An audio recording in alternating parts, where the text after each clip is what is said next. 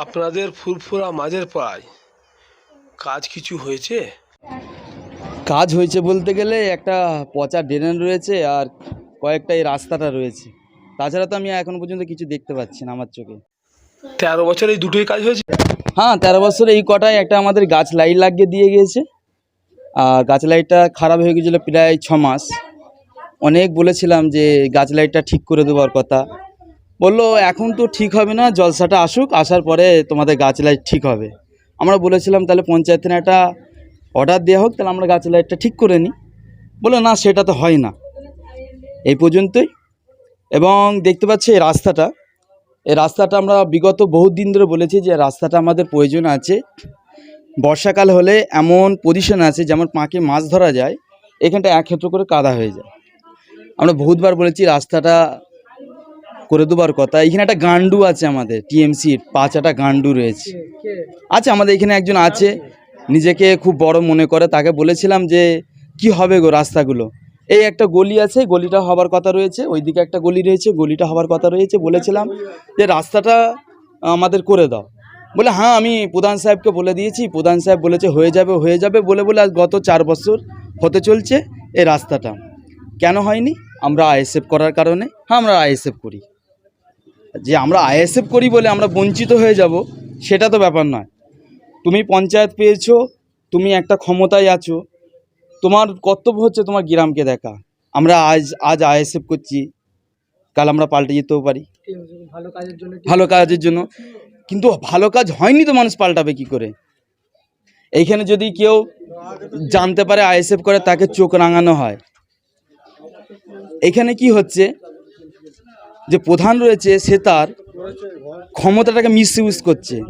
যেটা আইনি পাওয়ার, যেটা থানার পাওয়ার, সেটাকে মিসইউজ করা হচ্ছে ফুলপুর পঞ্চায়েতে। হ্যাঁ, মিসইউজ করে আমরা তো বহুত কেস খেয়ে গেছি। আপাতত কেস অনেক, আমাদের প্রত্যেক দিন ধরে নাও কেস আসছে একটা করে। কেন? হক কথা বলার কারণে। এখানে হক কথা বলা যাবে না ফুরপুরা গ্রামে। যেই বলবে সে পুলিশের দ্বারা লাঞ্ছিত বঞ্চিত হবে। পুলিশের দ্বারা, শাসনের এর দ্বারাই, প্রশাসনের দ্বারা অনেক কিছু হচ্ছে, আমাদের উপরই প্রেশার ক্রিয়েট হচ্ছে। ঠিক মতন আমরা বাইরে কেউ যেতে পারছি না। এই কারণেই এখানে যে সদস্য রয়েছে, সদস্য তো আমা বলে একটা জিনিস আছে, জানেন? সে মাথায় বেল ভেঙে খায়, সেরকম বেল ভেঙে খায়। এই সদস্য কি করে শিক্ষিত হবে? সদস্য সম্পূর্ণভাবে মূর্খ। যে সদস্য বলে যে মুখ্যমন্ত্রীর পরে, মমতার পরে আমার স্থান, সেই সদস্য কি করে আপনার একটা সদস্য হতে পারে? এই তো মূর্খ, জাহেল। একটা সই করতে গেলে এইখানে বলা হয়, আমি এইখানে 100টা লোককে গুনে গুনে দেখিয়ে দেবো যাদের কারে বলা হয়েছে যে তোরা আইএসএফ করেছিস, তোদের কারে সই করতে বারণ করেছে প্রধান সাহেব, উমির, এরা তো সই করতে বারণ করেছে। আচ্ছা, আমি বলি যে কোনো দল করতেই পারে, তার রাইট আছে, সে যে কোনো একটা দল করতে পারে, কিন্তু তা বলে তার একটা সই আটকে দেওয়া হবে, সে গ্রামের সমস্ত জিনিস থেকে বঞ্চিত হয়ে যাবে। পঞ্চায়েতের সমস্ত সুযোগ সুবিধা থেকে বহুত মানুষ আমাদের গ্রামে বঞ্চিত হয়ে আছে এখনও পর্যন্ত। আমাদের কিছু প্রবলেম নেই, প্রবলেম হচ্ছে রাস্তা এখানে সরকার দিয়ে কারো চালায় না, কেউ কারো দিয়ে চালায় না। সরকার নিয়ে চলছে আমাদের পেট, তা কোনো ব্যাপার নয়। এইখানে যা দেখারা দেওয়া হচ্ছে, যার পেট বেড়ে যাচ্ছে, দেখেছেন তো, নবান্ন হয়ে ঘুরছে এইভাবে। ও বেকার, ফলস মাল, জালি মাল, ওকে খামাখাই রেখেছে পঞ্চায়েতে ছিল, এখন আর একটু উঁচু পদ দেওয়া হয়েছে। ও শুধু ওর চোখ রাঙানিটা দেখাতে পারে। যারা অকিজো, যারা ক্ষমতাহীন, যারা আপনার বঞ্চিত লাঞ্ছিত, তাদের উপর ক্ষমতা দেখাচ্ছে। তাছাড়া অন্যজনের সাথে পেরে উঠতে পারবে না। আমরা যারা আইএসএফের ছেলে রয়েছি বা আইএসএফ করি বা এখনও করছি বা করব পরবর্তীকালে, আইএসএফ করছি, আমার রাইট আছে, আমার সংবিধান আমাকে সেই রাইটটা দিয়েছে। আমি আমার যাকে খুশি ভোট দিতে পারি, আমি বিজেপিকেও দিতে পারি, আমি 2 দিন বাদে বিজেপিও করতে পারি, আমার কোনো অসুবিধা নেই, এটা আমার রাইট আছে, সেখানে তোমার কিছু বলার নেই। কিন্তু এইখানে কি হয়, এইখানে আপনার কিছু বলতে গেলে চোখ রাঙানি কেস আসে বাড়ি। যেমন বাড়িতে একটা অনাহার থাকলে বাড়িতে ভাত দিয়ে পাঠায় মানুষ, সেরকম আমাদের ব্যাপারটা হয়ে গেছে। আমরা যদি কারো পাশ দিয়েও চলে যাচ্ছি, হয়তো একটা টিএমসি লোক দাঁড়িয়ে আছে, তাদের পাশ দিয়ে যাচ্ছে, আমাদের গায়ের হাওয়াটা লাগছে, বলছে আহত হয়ে গেছে বলে একটা কেস চলে আসছে বাড়িতে। 341, 325 এরকম একটা ধারা, বিভিন্ন ধরনের সুন্দর সুন্দর ধারা আমাদের বাড়িতে বয়ে পাঠিয়ে দিচ্ছে। কেন? আমরা টিএমসি লোকের পাশ দিয়ে চলে গেছি, হাওয়াতে আহত হয়ে গেছে, এরকম একটা ব্যাপার। এখন আমাদের এমন একটা সিস্টেম হয়ে গেছে, আইএসএফের ছেলেদের আইএসএফ করার কারণে আমরা যদি কোনো টিএমসি লোকের দিকে এভাবে তাকাচ্ছি, বলছে তাকানির কারণে এমন হার্টের প্রবলেম হয়ে যাচ্ছে, বলছে বাঁচবে না কেন, বলছে এমন তাকিয়েছে, বলছে মেরে ফেলেছে অর্ধেক, কেস আসছে, একটা ধারা পাঠাচ্ছে বাড়িতে। আমি বলছি এইগুলো কতদিন চলবে? ওর ক্ষমতাটা মিসইউজ করছে, যেদিন ক্ষমতাটা থাকবে না সেই দিন কি হবে ওই প্রধান সাহেবকে জিজ্ঞাসা করবে, ওই শামীম আহমেদকে জিজ্ঞাসা করো, যেদিন আপনার ক্ষমতাটা থাকবে না। সিপিএম 34 বছর তো রাজত্ব করে মানুষের জোর জুলুম করে চলে গেছে, এখন সেই সিপিএমকে কেউ পুঁছে না, সে সিপিএমকে কেউ ভালোবাসে না। ওই সিপিএম থাকার কারণে আইএসএফের থেকে অনেক ভালো ভালো মানুষ ছিটকে গিয়েছে, কেন তাদের উপরে জোর জুলুম হয়েছিল বলে। সে কারণে বলছি ওই প্রধান সাহেবকে বলছি যে আপনি ভালো হয়ে যান, শুধরে যান, এখনও সময় আছে, আপনি শুধরে যান।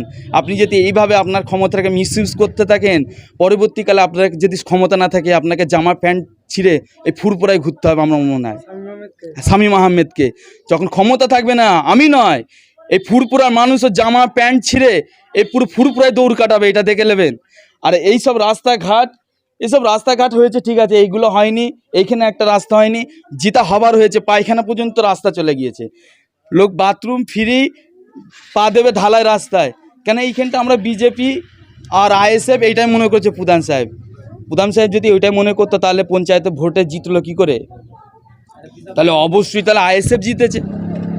যদি আপনারা জিতে মেম্বার করেছেন, একটা মানুষ সই করতে আসছে রাত 8টার সময়, বলছে আমি পারবো না, অমুন সাহেবকে বলুন উনার কাছে চলে যান সই করতে। এখন এরকম বহুত রকমের উদাহরণ রয়েছে ফুরপুরা, এই মাঝের পাড়াতে। এই ফুরপুরাতে কিচ্ছু ভালো না। একটা আপনি ব্যাংকে চলে যান, ব্যাংকের সার্ভিস খুব জঘন্য। একটা পঞ্চায়েতে যান, পঞ্চায়েতের সার্ভিস খুব জঘন্য। একটা হসপিটালে যান, ভালো ডাক্তার পাবে না, সার্ভিস জঘন্য। একটা খিচড়ি স্কুল রয়েছে, অর্ধেক চাল অর্ধেক ভাত, অর্ধেক চাল অর্ধেক ভাত খাওয়ানো হচ্ছে। যখন তাদের বলা হচ্ছে যে আপনারা এভাবে কেন মানুষকে খাওয়াচ্ছেন, বাচ্চা ছেলেরা বলছে তোমরাই খালি প্রবলেম দিচ্ছ, আর কেউ দিচ্ছে না। আচ্ছা, এই ফুরফুরা মাঝের পাড়া কি শুধু আইএসএফ করার জন্যই কি বঞ্চিত হয়ে আছে এই পাড়াটা? অবশ্যই আইএসএফ করার জন্য বঞ্চিত হয়ে আছে এখনো পর্যন্ত, বা আজ বিগত 4 বছর ধরে হয়ে আসছে। এবং ওই পারে একটা হাবিবদা সোশ্যাল মিডিয়া ছেলেছে রাস্তার জন্য, তার জন্য ওদের অনেক চোখ রাঙানিও খেতে হয়েছে, যে তোরা মিডিয়া জিকালে করেছিস করে গে যা, আর তোরা ভোট দিবি বলছিস অন্যজনকে দিকে যা, আমার কোনো ফারাক পড়বে না। যেই ফুরফুরাতে যে এখন বর্তমানে পাওয়ারে রয়েছে, তার মুখে যদি এই ধরনের ভাষা হয় যে তোরা যাকে খুশি ভোট দিয়ে যে আমার কোনো অসুবিধা নেই, তা সে কি করে মানুষের সেবা করবে? সে তো জীবনে সেবা করবে না, সে মানুষকে নুচে খাচ্ছে, রক্তগুলিকে পিয়ে খেয়ে, আর এই বড় ভুঁড়ি করে দিচ্ছে নবান্নর মতন। ও নবান্ন ভুঁড়ি ঠিকই বলেছে, কেউ কিছু খারাপ বলেনি, নবান্ন ভুঁড়ি করেছে। এটা গরিবের হক মেরে খাওয়ার কারণে ভুঁড়িটা হয়েছে, এই মানুষের অধিকারকে মেরে খেয়েছে বলে ভুঁড়িটা হয়েছে। কই আমাদের ভুঁড়ি হয়নি কেন? কেন আমরা মানুষের হক মেরে খেতে পাচ্ছি না, অধিকার মেরে খেতে পাচ্ছি না, ও খাচ্ছে বলে ওর ভুঁড়িটা হচ্ছে। Yusuf Ali Mallick. Sanjeevani health care nursing home, Siakhala Furfura শরীফের পাশে, শ্রীপতিপুর, হুগলি। সমস্ত চিকিৎসার উন্নত মানের পরিষেবা দেওয়ার জন্য আমরা রয়েছি আপনাদের পাশে। Emergency, ICU, cardiology, nephrology, orthopaedic surgery, onco surgery, general medicine, physiotherapy, neuro medicine, dialysis, neuro surgery, শিশু সুরক্ষা, গাইনোকোলজিস্ট বিভাগ, ক্যাশলেস পরিষেবা, স্বাস্থ্যসাথী সহ যে কোনো হেলথ স্কিম, মেডিক্লেম গ্রহণযোগ্য। এছাড়া স্বাস্থ্যসাথী কার্ডের মাধ্যমে সম্পূর্ণ বিনামূল্যে সার্জারির সুব্যবস্থা।